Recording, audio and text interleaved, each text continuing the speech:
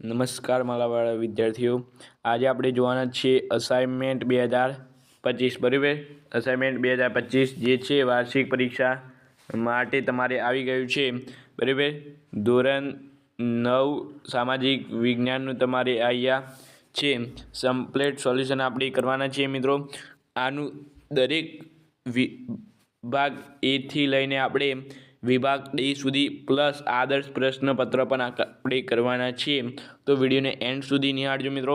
આપણે દરરોજ આના દરેક અલગ અલગ વિષયના તમારે વિડીયો તમને મળી જશે ધોરણ 9માં આના લગતા બરાબર મિત્રો. તો મિત્રો જોવાનું ભૂલતા નહીં. વિભાગ બી બરાબર મિત્રો, અને છે પ્રકરણ નંબર 1નું આજે સંપૂર્ણ સોલ્યુશન જોવાના છે.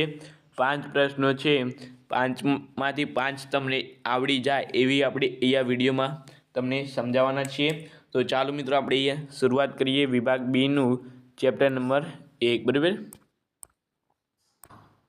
અહીંયા મિત્રો પહેલો જ પ્રશ્ન છે કે બક્સરનું યુદ્ધ બરાબર. બક્સરનું યુદ્ધ ક્યારે થયું હતું અને કોની વચ્ચે થયું હતું તેનું શુદ્ધ પરિણામ આવે બરાબર. તો મિત્રો તેનો અહીંયા ઉત્તર તમને આપેલો છે કે બક્સરનું યુદ્ધ, તો ઉત્તર છે બક્સરનું યુદ્ધ 1764માં બંગાળના પૂર્વ નવાબ મીર કાસિમ, મુગલ શહેનશાહ શાહ આલમ તથા અવધના નવાબ સંયુક્ત લશ્કર અને અંગ્રેજો વચ્ચે આ યુદ્ધ થયું હતું.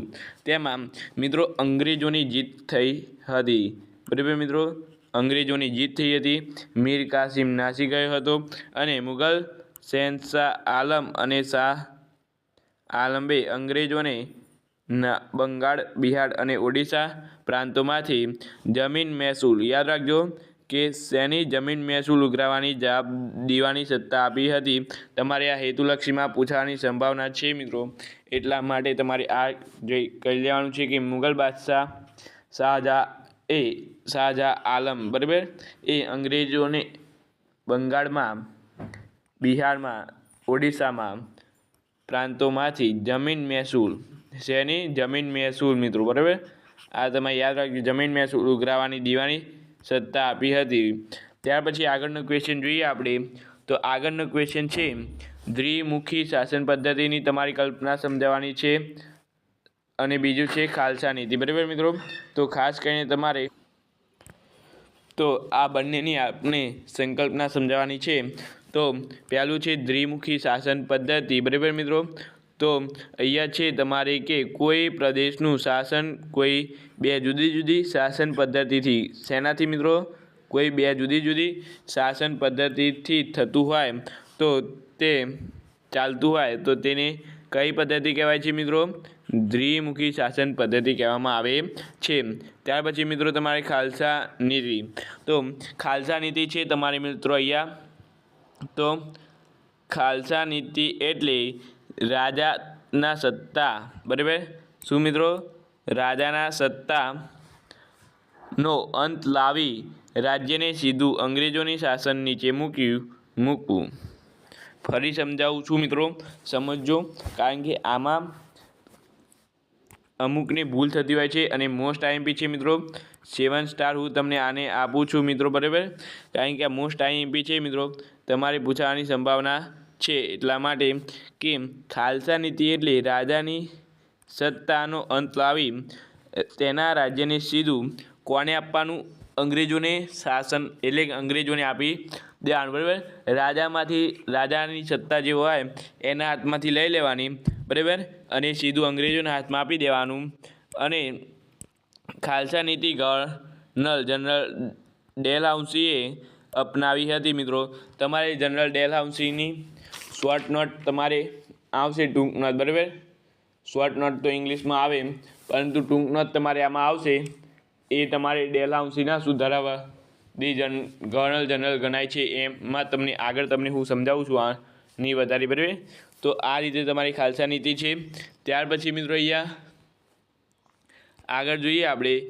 તો ડેલહાઉસી આ રહ્યા મિત્રો. જો આમાં તમારે મારા ખ્યાલથી આવશે તો ડેલહાઉસીએ કરેલ કયા સુધારા કર્યા હતા મિત્રો, તમારે એ જણાવવાનું છે, બરાબર મિત્રો. ડેલહાઉસીએ કયા સુધારા કર્યા હતા તમારે એ જણાવવાનું અહીંયા છે. તો ડેલહાઉસીએ ભારતમાં રેલવેની શરૂઆત કરી હતી. ત્યાર પછી મિત્રો અહીંયા તેના સમયમાં ઈસવીસન તમારે ખાસ કરીને યાદ રાખવાની છે. 1853માં મુંબઈથી થાનાનો સૌપ્રથમ રેલવે માર્ગ બનાવ્યો હતો. તેને આધુનિક યુગની ટપાલ પદ્ધતિ, અહીંયા મિત્રો ટપાલ પદ્ધતિ લખવામાં અહીંયા તમારી જાતે લખી દેવાનું છે આ ટપાલ પદ્ધતિ, બરાબર. ટપાલ પદ્ધતિ શરૂ કરી હતી. તેના સમયમાં ઇંગ્લેન્ડ અને ભારત વચ્ચે તાર વ્યવહારની અહીંયા મિત્રો તમારે શું યાદ રાખવાનું છે, તાર વ્યવહારની, બરાબર, શરૂઆત થઈ હતી. ત્યાર પછી ભારતમાં અંગ્રેજોની કેળવણીની વ્યવસ્થા થઈ હતી. તેના સમયે બાળ લગ્નના પ્રતિકાર મૂકવામાં આવ્યો હતો મિત્રો, ખાસ કરીને તમારે આ લખવાનું છે. ત્યાર પછી વિધવા પુનઃલગ્નને છૂટ આપતો કાયદો પસાર કર્યો, બરાબર. આ પણ તમારે 2 મુદ્દા આના પરથી બનાવી શકાય. તમે આટલું લખો ને તો પણ તમારે 1 મુદ્દો ગણાય. તમારે આ 2 માર્ક્સમાં ટોટલ કેટલા 4 થી 5 મુદ્દા તમારે લખવાના હોય એમ, બરાબર. એમાં અહીંયા 4 થી 5 મુદ્દા તો આટલું લખો ને તો પણ તમારે 2 ગુણ કમ્પ્લીટ તમને મળી જાય, બરાબર. તો હજુ આમાં આગળ પણ છે, તમને જે યોગ્ય લાગે તમારે આના પરથી બનાવવાનું, બરાબર. તો જો તેને બાળ લગ્નનો પ્રતિકાર મૂક્યો હતો, એક આ લખી શકાય. પછી પુનઃ લગાવ વિધવા છૂટ આપવાનો કાયદો પસાર કર્યો હતો, બરાબર. આ 2 મુદ્દા આમાં થઈ ગયા, 2 મુદ્દા. ત્યાર પછી તેના સમયમાં તમારે ઈસવીસન ના યાદ રાખ્યું હોય તો તમારે નહીં યાદ રાખવાની. તેના સમયમાં ભારતથી મુંબઈ થાનાનો પ્રથમ રેલમાર્ગ બંધાવ્યો હતો. પછી તેમાં આધુનિક યુગની ટપાલ પદ્ધતિ શરૂ થઈ હતી અને તેને ઇંગ્લેન્ડ અને ભારત વચ્ચે તાર વ્યવહાર શરૂ કરી હતી. અંગ્રેજી કેળવણીની વ્યવસ્થા શરૂ કરી હતી. આ રીતે તમે અલગ અલગ મુદ્દા પાડીને, આ કેટલા મુદ્દા છે મિત્રો, 1 2 3 અને 4 મુદ્દા છે ને મિત્રો. એમાંથી તમે કેટલા 6 મુદ્દા તમે લખી શકો છો અને 6 મુદ્દાના તમને કમ્પ્લીટ 2 ગુણ મળી શકે છે મિત્રો. અને તમે મિત્રો ખાલી માત્ર આના 4 મુદ્દા લખો ને તો પણ અહીંયા તમને લાગતું હોય આ તો 4 મુદ્દા જ છે મિત્રો, પરંતુ ના મિત્રો, આમાંથી તમે 6 મુદ્દા બનાવી શકો છો, બરાબર.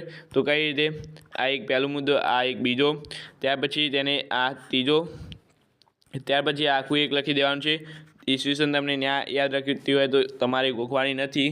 ખાસ કરીને તમારે ઈસવીસન ના યાદ રાખ્યું અને પરીક્ષામાં લખવા બેઓની ના ખબર હોય પાક્કી તો તમારે લખવાની નથી, કારણ કે ઈસવીસનનો તમારે ખોટી હશે તો 1 ગુણ કપાઈ જશે. એટલા માટે ઈસવીસન લખવાની નથી. તમારે એમ જ લખવાનું છે તેના સમયે ભારતમાં મુંબઈથી થાનાનો સૌથી પ્રથમ રેલમાર્ગ શરૂ થયો હતો, બરાબર. એટલે કેટલા 4 મુદ્દા થયા. ત્યાર પછી તેના સમયે આધુનિક યુગની ટપાલ વ્યવસ્થા શરૂ થઈ હતી, કેટલા 5 થયા.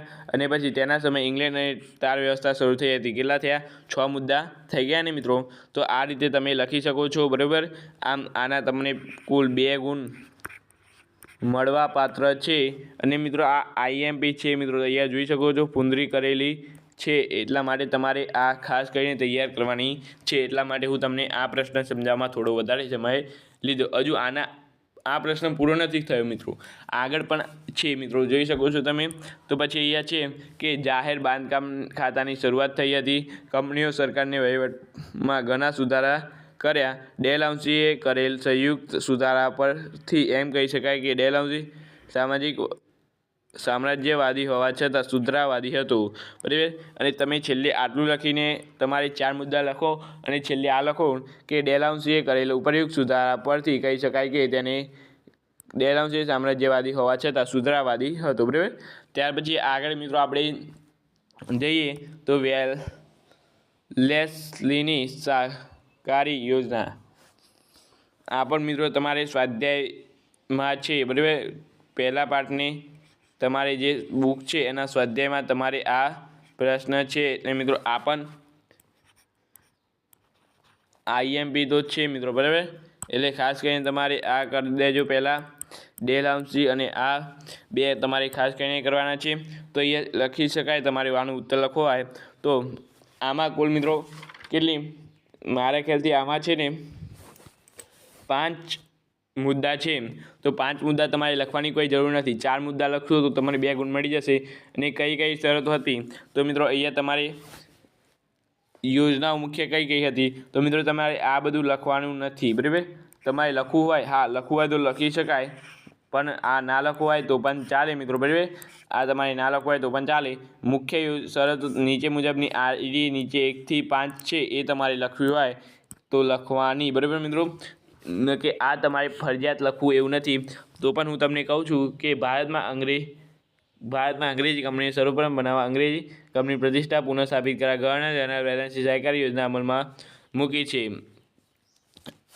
તેની યોજનાની નીચે મુજબ શરતો નીચે મુજબ છે. આ યોજના સ્વીકાર કરનાર રાજા અંગ્રેજ શાસનની તાલીમ પામેલું અંગ્રેજ સૈન્ય આપવામાં આવશે અને જે આંતરિક બાહ્ય આક્રમણથી રાજ્યનું રક્ષણ કરવામાં આવશે. એટલે કે મિત્રો કે આ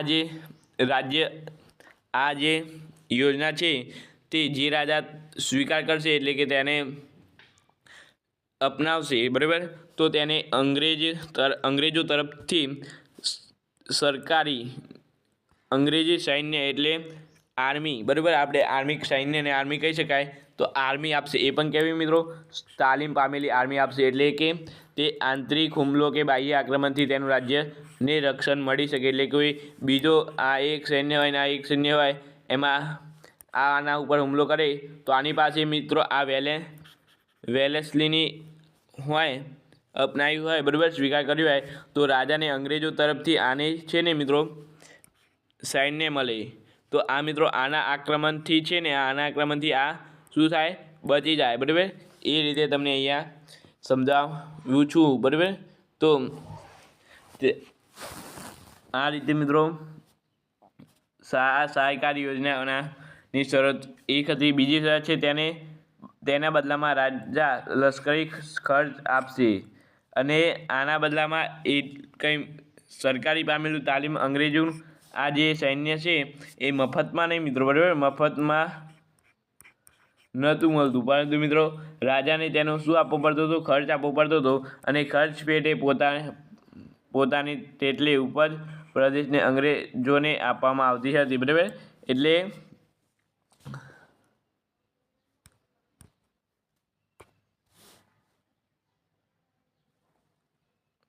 જો મિત્રો એમને પાછું અહીંયા અથવામાં આપેલું છે, તમે અહીંયા જોઈ શકો છો કે ખર્ચ આપવામાં ના આવે, લશ્કરીનો ખર્ચ આપવામાં ના આવે તો તેમને ખાવાની તેટલો ઉપજનો પ્રદેશ અંગ્રેજોને આપવો પડશે. બરાબર, એટલે જેમ ભોજન હોય બરાબર મિત્રો, એ તો તમારે આપવું પડશે. કોને મિત્રો, તો આ સૈન્યને. બરાબર, ત્યાર પછી આગળ આપણે જોઈએ તો અહીંયા છે ત્રીજો તે રાજા અંગ્રેજી સરકારની મંજૂરી વિના કોઈ રાજ્ય સાથે યુદ્ધ કે સંધિ કરશે નહીં. અહીંયા પાછું એવું પણ એક હતું કે આ સહાયકારી યોજના તેમને મંજૂર હોય તો રાજા બીજા જોડે યુદ્ધ કરી શકે નહીં ડાયરેક્ટ, પરંતુ એને આ અંગ્રેજ જોડેથી પહેલાં પરમિશન લેવી પડે અને પરમિશન લીધા પછી એ બીજા ઉપર આક્રમણ કરી શકે અથવા તો આ સંધિ કરી શકે. બરાબર મિત્રો, અથવા તે સંધિ પણ ન કરી શકે અને યુદ્ધ પણ ન કરી શકે. બરાબર, એને પહેલાં અંગ્રેજો પાસેથી મંજૂરી મેળવવી પડે ત્યારે જ યુદ્ધ અને સંધિ થઈ શકે. ત્યાર પછી છે તેને સહાયકારી યોજના અમલ માટે રાજ્ય દરબારમાં એક અંગ્રેજ પ્રતિનિધિત્વ રાખવા પડશે. સહાયકારી યોજના અમલ માટે રાજ્ય દરબારમાં એક અંગ્રેજી પ્રતિનિધિત્વ જરૂરથી રાખવો પડશે. બરાબર, આ તમારા એક રૂલ્સ હોય મિત્રો કે એવો કોઈ હોય કે કંઈ થાય રાજ્યમાં, કંઈ રાજા કોઈ ઊંધું કરે તો મિત્રો આ જે હોય પ્રતિનિધિત્વ, બરાબર, આ કોનો પ્રતિનિધિત્વ હોય, અંગ્રેજોનો પ્રતિનિધિત્વ હોય મિત્રો. બરાબર, એ અંગ્રેજોનો પ્રતિનિધિત્વ મિત્રો એ કંઈ થાય રાજ્યમાં તો એ સીધો જ મિત્રો કોને આ અંગ્રેજોની જાણ કરે, એટલે અંગ્રેજો પછી આગળ બધું જે હોય એ સંભાળે. બરાબર, એ માટે મિત્રો અહીંયા કહેવામાં આવ્યું છે કે તેને સહાયકારી યોજના અમલ માટે રાજ્ય દરબારમાં એટલે રાજ્યના દરબારમાં એક અંગ્રેજ પ્રતિનિધિત્વ રાખવો પડશે. એ માટે ખાસ જોગવાઈ કરેલી હતી મિત્રો. ત્યાર પછી છે અહીંયા લાસ્ટ છે કે અંગ્રેજો સિવાય બીજો એક પણ પ્રદેશી નોકરીમાં રાખવામાં આવશે નહીં. રાજાની આ સહાયકારી યોજના અમલમાં મૂકે એટલે કે સ્વીકારી તો મિત્રો તેમના અહીંયા ખોટ પણ થાય છે અને નફો પણ થાય છે. પરંતુ આગળ જોઈએ આપણે તો આ મિત્રો કમ્પ્લીટ છે, બરાબર, કે એમને સૈન્ય પાસે તાલીમ આપવામાં આવશે જેથી તેમને આક્રમણ થતું અટકાવશે. પછી મિત્રો અહીંયા આ તો બરાબર છે, કારણ કે આ સૈન્ય આપે છે તો મિત્રો આને ખર્ચ પેટે તો આપવું પડશે. પરંતુ મિત્રો અહીંયા જો પછી કેટલી નુકસાની પણ છે આમાં, કે રાજાની મંજૂરી વિના કોઈને યુદ્ધ થશે નહીં કે સંધિ થશે નહીં, બરાબર. આ તો કમ્પ્લીટ છે, બરાબર મિત્રો, આ તો ચાલે, કારણ કે યુદ્ધ કે સંધિ એમને રાજાને પૂછ્યા વગર મંજૂરી વિના થઈ શકે નહીં, અને પૂછીએ તો ઓલવેઝ અંગ્રેજો હાથ પાડે અને એનું પાછું સૈન્ય પણ આલે લડવા માટે. એટલે મિત્રો તમારે આ કમ્પ્લીટ છે. પરંતુ મિત્રો અહીંયા જો તેની સહાયકારી યોજના દરબારમાં એક અમલમાં મૂકવો પડશે એ પણ ચાલે, પણ અંગ્રેજો સિવાય કોઈ પણ નોકરીને રાખવો નહીં. એટલે ત્યાંના જે નગરજનો હોય પોતાના એને નોકરીમાં રાખવામાં આવશે નહીં મિત્રો, બરાબર. તો પોતાના નગરજનો કઈ રીતે આગળ વધી શકે એ તો રાજાને વિચારવું જોઈએ ને. પોતાના નગરજનોને નોકરીમાં ન રાખવામાં આવે તો પછી પોતાના નગરજનો શું કરીને આગળ વધે. એટલા માટે અહીંયા મિત્રો આ શરત ખોટી હતી, પરંતુ 1 થી 4 શરતો મને યોગ્ય લાગી, બરાબર. 1 to 4. 5મી શરત પણ એ વખતે હશે, પરંતુ અત્યારે કંઈ છે નહીં એટલે આપણે જોવાનું નથી. આપણે તમારે લખવાનું છે મિત્રો, આ રીતે તમે હું સમજાય એમ તમે આખો લખી શકો છો પ્રશ્ન, બરાબર. ત્યાર પછી 5મો અને છેલ્લો લાસ્ટ પ્રશ્ન છે જળ પ્રવાહની ફરજ, બરાબર. યુરોપિયન પ્રજાને જળ પ્રવાહની ફરજ શા માટે પડી? તો મિત્રો પહેલાં તો આ હું તમને એમને સમજાવી દઉં મૌખિક, એટલે તમને જે આવડે જેટલો પણ મગજમાં બેસે એટલો તમને આવડી જાય. તો યુરોપિયન પ્રજાને જળ માર્ગ આવવાની ફરજ પડી, કારણ કે મિત્રો ભારતમાં બધી કેટલીય વસ્તુઓ તમને ભારતને પહેલાં સોનેરી નગરી, સોનેરી ચીડિયા કહેવામાં આવતી હતી, બરાબર. પહેલાં સોનાની નદીઓ આ દૂધની નદીઓ વહેતી હોય એવું હતું. પરંતુ એ સમયે ભારતમાં ખૂબ જ ધન હતું. એ સમયે એ માટે મિત્રો યુરોપિયન પ્રજા આ દેશ પર આવીને આક્રમણ કરીને આ દેશના બધો વ્યાપાર ધંધો હોય તે ચલાવવા લાગી. અને પછી ભારતના બજારોમાં અલગ અલગ વસ્તુઓ મળવા મળી, બરાબર. મરી મસાલા, રેશમ, કાપડ, ઘડી, કિંમતી વસ્તુ, બરાબર. આ બધું મળવા મળે એટલે એમાં માંગ વધી, અને પછી માંગ વધી એટલે એ પહેલાં ચાલીને આવતા હતા, બરાબર. ચાલીને અથવા ગમે તે જમીન માર્ગે આવતા હતા, બરાબર. પરંતુ તેમને જમીન માર્ગમાં ક્યાંથી તેઓ યુરોપિયનથી તુર્કસ્તાનથી કોન્સ્ટેન્ટિનોપાલથી તેઓ આવતા હતા. પણ એમને 1953માં તુર્ક મુસ્લિમોએ કોન્સ્ટેન્ટિનોપાલને જીતી લીધું. આથી તેમને જળમાર્ગ શું કરી દીધો મિત્રો? બંધ કરી દીધો. આ માટે તેમને પછી જળમાર્ગ બંધ કર્યો તો તેમના દેશમાં મરી મસાલા અને રેશમી કાપડ, ઘડી તેમજ અન્ય વસ્તુઓની માંગ વધી. એટલા માટે પછી તેમને વાસ્કો દ ગામાએ મિત્રો પ્રથમ, અહીંયા લખ્યું નહીં હોય ક્યાંય પણ હું કહું છું, વાસ્કો દ ગામાએ જળમાર્ગ શોધ્યો હતો, બરાબર મિત્રો. આ જળમાર્ગ શોધ્યો હતો. તો આ કારણે શા માટે ફરજ પડી? તો ભારતમાં અન્ય ચીજવસ્તુ વેપાર ધંધો બરાબર ચાલતો હતો અને એમાંથી અન્ય ચીજવસ્તુઓની માંગ રહેતી, અને વેપાર ધંધો ઈરાની ખાત રાતા સમુદ્ર જળમાર્ગે અને મધ્યમ એશિયાની જમીન માર્ગે ચાલતો હતો. પછી આ તુર્કસ્તાન આવેલું કોન્સ્ટેન્ટિનોપાલ મુખ્ય મથક હતું, બરાબર. તેનું મુખ્ય મથક જમીન માર્ગનું મુખ્ય મથક જે ત્યાંથી આવતા હતા એનું મુખ્ય મથક કયું હતું? કોન્સ્ટેન્ટિનોપાલ હતું. આથી 1953માં તેમને કોન્સ્ટેન્ટિનોપાલ જીતી લીધું.